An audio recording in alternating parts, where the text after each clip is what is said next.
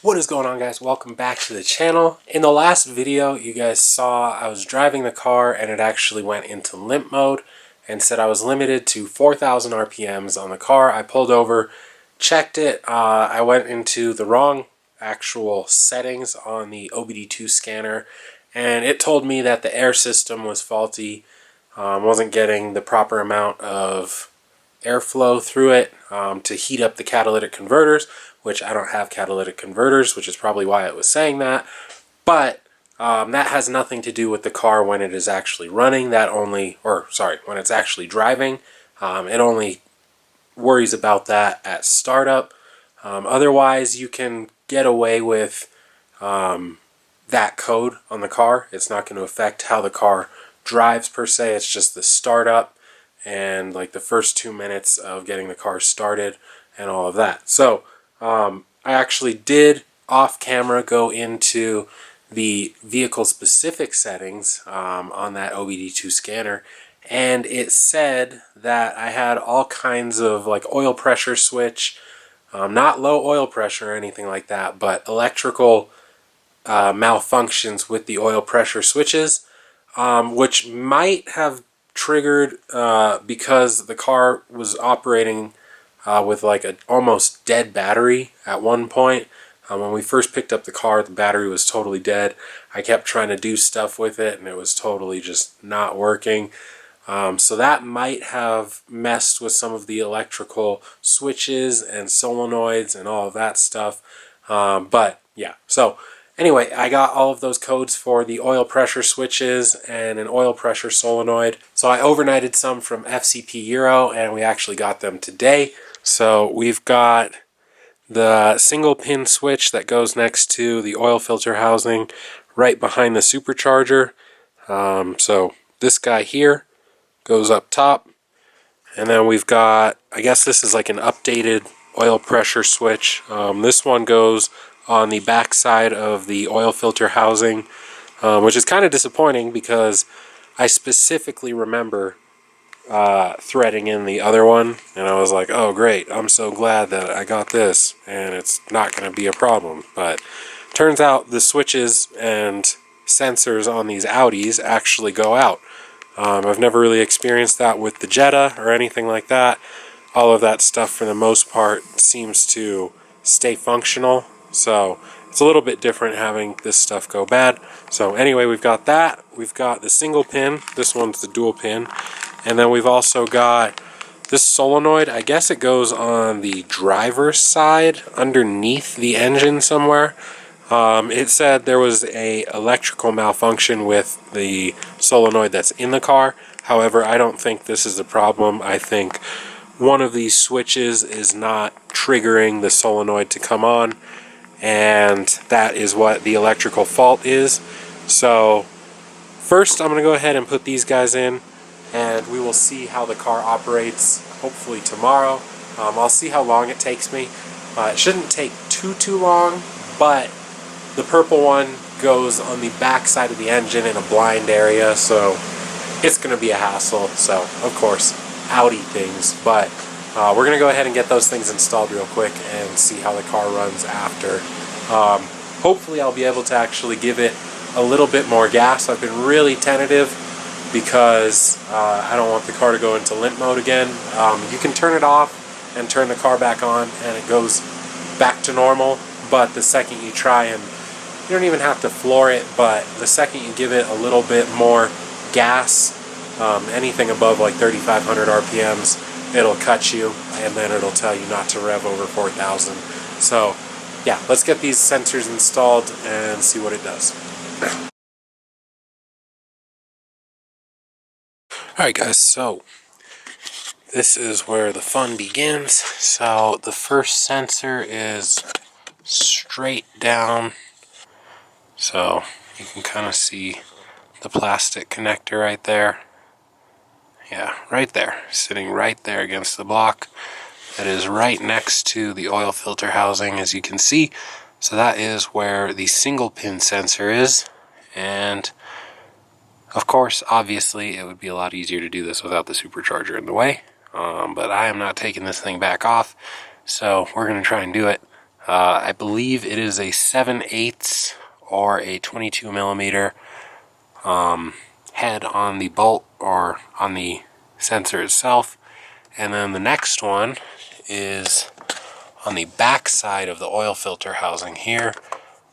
So just right down, can feel it actually pretty easy. It's just right there. So that one you can actually feel once you get a idea of where it is. And then that one, I believe it's like a 15/16 or a 24 millimeter bolt, or the actual sensor itself. So yeah, fairly straightforward. We'll see if we can get the socket on it and get it pulled out pretty easily, and then we'll go ahead and replace them. Alright, so you can see the hole is exposed. There's a bunch of oil, leaked all kinds of oil, and so that is disappointing. I can go in there with some shop towel and a extension and kind of sop up what I can. A bunch of it ended up on the ground underneath the car, so that is disappointing as well. So yeah, just know I think the oil that is from the oil filter housing and all of that is going to come out with it. So just so you guys are aware, there is oil pressure built up there. And I also broke the old switch. This one is a 22, this one is a 24, so that is where I messed up. I thought it was a 22. I was trying to force a 22 on there and ended up breaking it. But yeah, we've got the new one loaded up on our extension, and we're gonna shove it down in there, and hopefully everything works out. So yeah. Oh my god. So hours later, we finally got this top one in. If you guys can see down in there, there is a new sensor. Now we are on to the back of the engine and trying to figure out how to get that one out. Finally got the plug off. It took probably like half an hour to get the plug off just because fighting with it. It's not too hard to reach the sensor, actually. Fairly straightforward. You can just feel around back there, and right in the middle of where this housing is, you can find it. So I've got my 24 millimeter attached to the ratchet. I'm gonna go in here, see if we can find that sensor again. Okay, so we are on the sensor now, so we can just crank, and I assume there's a bunch of oil gonna come out. So actually, let me get some blue shop towels. We already leaked a bunch of oil, so let's not leak too much more. And I know that oil filter housing is probably full of oil. So yeah. Alright guys, so 10,000 years later, we got this sensor out. And what concerned me about this one is it is not oozing out like how the other one was. I would think it would drip out just like the other one did, but maybe that's just not how this part of the engine works. Maybe it's not receiving just freestanding oil or anything like that. If anyone knows the answer to that, comment down below.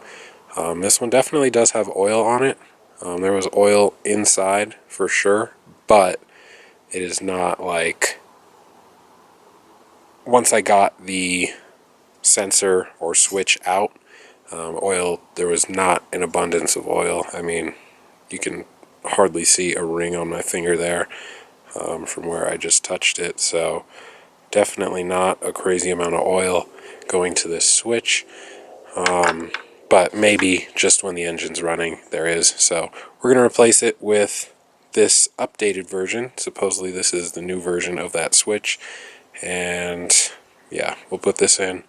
Hopefully these two switches fix our issue with the car going into limp mode. Like I said, I'm not going to beat on the car any, but having a car that's drivable, I can drive it normal, not really get on it, but give it some gas and drive it around like normal, have some fun with it. That is the goal, so hopefully this fixes it and makes that a possibility.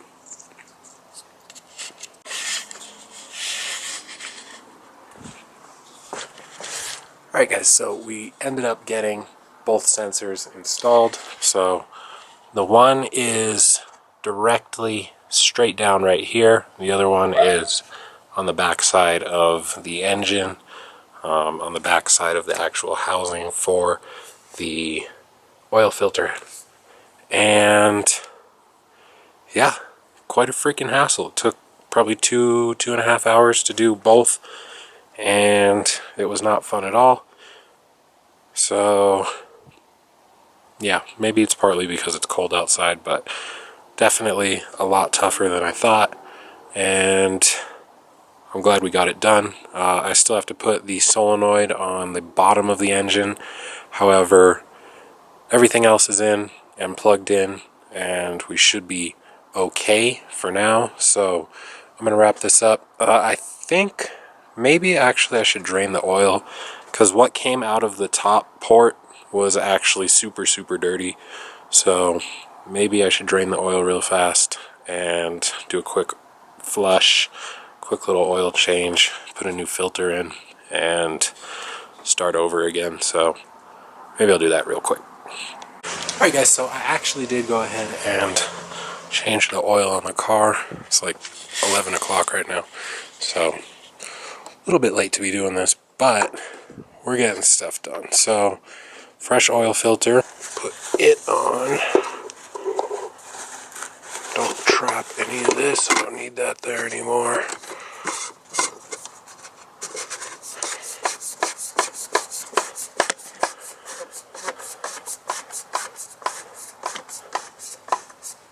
Alright, there are fresh O-rings on both the lid and the housing, and it says 25 Newton meters, which isn't even, it's nothing, so we're just gonna snug it down, and that's good. We have, well, I'm only stepped in the oil. So this is what the oil looks like. It has run for a day. So literally I drove the car for one day and it looks like that. The weird looking kind of haze on top is actually brake cleaner from cleaning off the oil pan, so don't really pay attention to that. You can kind of see the spatter on the edge of the pan as well. So that's what that weird kind of marbling is coming from. So we've got a aftermarket plug off Amazon. They actually work pretty good, so that's what I've been using in the Jetta and this. And they have a magnet on it, so if there are any metal chunks, then it will catch them as long as they're steel. But yeah, so that is all good. Everything is tight on the bottom. We've got that snug down. We've got a new oil filter up top, as you guys saw.